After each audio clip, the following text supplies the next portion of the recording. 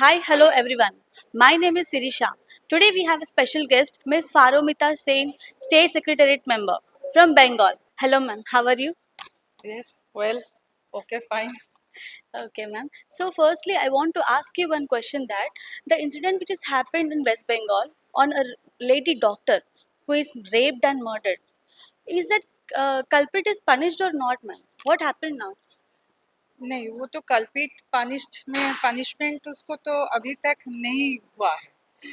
जो जिसको पनिशमेंट हुआ है वो असली कल्पित नहीं है। उसके पीछे और बहुत सारे जो थे, अभी तक उनका कोई सजा कोई अभी तक उनका नहीं मिला है।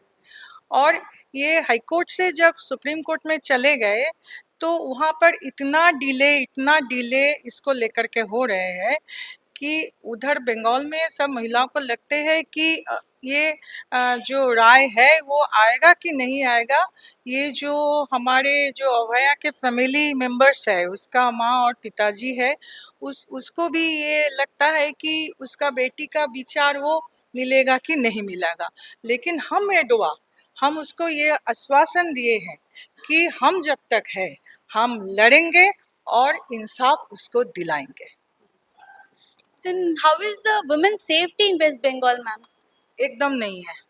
जब से ये परिवर्तन का सरकार बनी है बंगाल के अंदर, वो कोई हमारे सिक्योरिटी नहीं है। पार्क स्ट्रीट से जो शुरू हुआ था, एक के बाद एक हमारे वहाँ बलात्कार की घटनाएं घटते जा रहे हैं।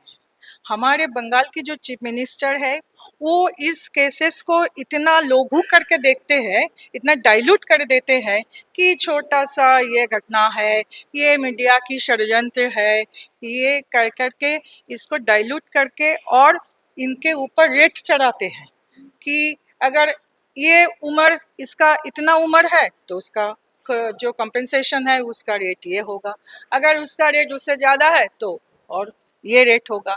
ऐसे करके वो दिखते हैं। इसलिए जो वहाँ पर बलात्कारी है, जो एंटी सोशल लोग हैं, वो समझते हैं कि ये सरकार हमारी सरकार बने हैं और इसीलिए उसको इतना साहस मिलते हैं क्योंकि एक केस में भी फैसला नहीं हुआ है आज तक। Then, as we see that, how is Manrega implementation in West Bengal, ma'am? MNREGA का काम जो है वो हमारे वेस्ट बंगाल में जो वाम मोर्चे की सरकार और वाम मोर्चे की कॉरपोरेशन था, म्यूनिसिपैलिटीज जो थे, उन्होंने ये काम लागू किया था। यूपीए जो गवर्नमेंट था उसको उसी से मांग करके छीन करके वो ले करके आए थे। लेकिन वामपंथी सरकार चले जाने के बाद जो टीएमसी सरकार आए हैं, वो वहाँ से भी कटमानी लेते हैं।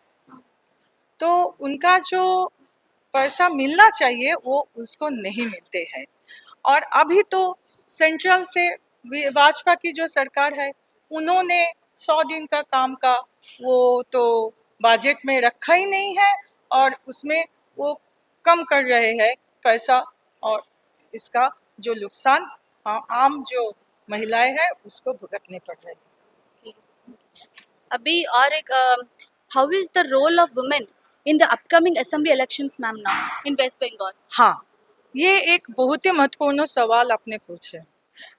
बात ये है कि अब सबको श्योरली अब सबको मालूम है कि वेस्ट बंगाल में जो बाइनरी चल रहा है, पूरे मीडिया के सपोर्ट लेकर के हिंदू मुसलमान बीजेपी टीएमसी ये चल रहे हैं। और हम लोगों ने हमारे जो कॉन्फ्रेंस हुए हैं यूनिट से लेकर के स्टेट तक, हम लोगों ने इस कॉन्फ्रेंस में चर्चा किए और फैसला भी किए कि हम हमारे अल्टरनेटिव्स को, रोटी रोजी का जो मामला है, जो मनरेगा की है, जो एमएफआई का है, जो महिलाओं की सुरक्षा और कामकाज की जो बातें हैं, और पूरे बंगाल में अब सबसे बड़ा जो इशू है वो है बेरोजगारी।